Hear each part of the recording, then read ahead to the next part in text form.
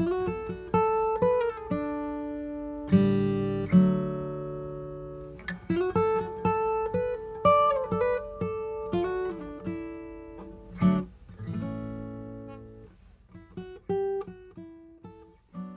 my name is Jonathan Lee. I'm the Director of Design and Development for Washburn Guitars, and I'd like to take a few minutes to talk a little bit about Washburn's history.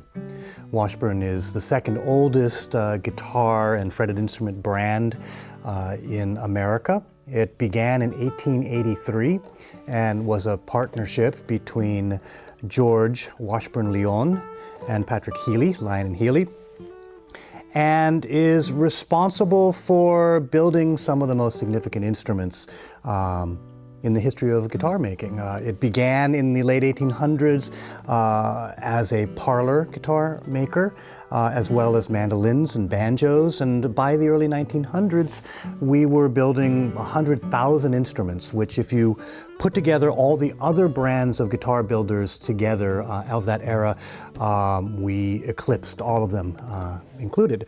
Washburn has gone through numerous ownerships through the early 1900s, 1920s, 1930s. Certain significant parts of the history: in 1912, Washburn built the Lakeside Jumbo. Lakeside Jumbo was the first large-bodied acoustic guitar that measured in many similar dimensions, upper bout, waist, lower bout, side depth, to an instrument that would later become the modern dreadnought. Washburn was building this instrument on an OEM basis for the Ditson Company in Boston. Later on, Ditson built OEM instruments for other brands, building out of New York and Pennsylvania. In the 1930s, Washburn had a super auditorium shape by the name of Solo Deluxe, which those auditorium instruments we'd like to believe were the inspiration for the grand auditoriums of the later date. Washburn stopped production around the Second World War and wasn't revived until the early 70s.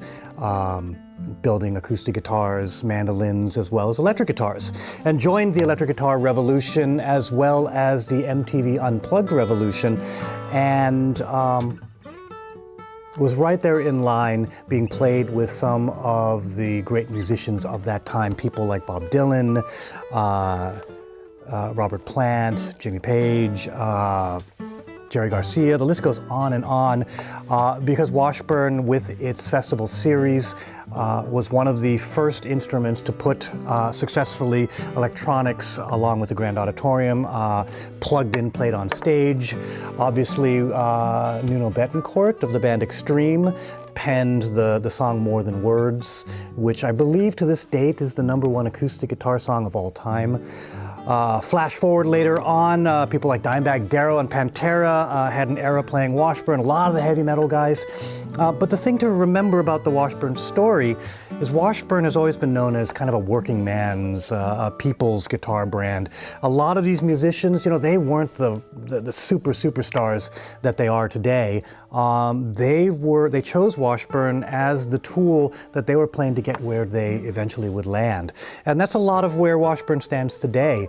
Although we do have USA-made, super high-end instruments, the core is maximizing the value of structural stability, cosmetic cleanliness, and tone, really. It's got to be a musical instrument, not a guitar-shaped object, all at a super competitive price. And that's really what Washburn's all about.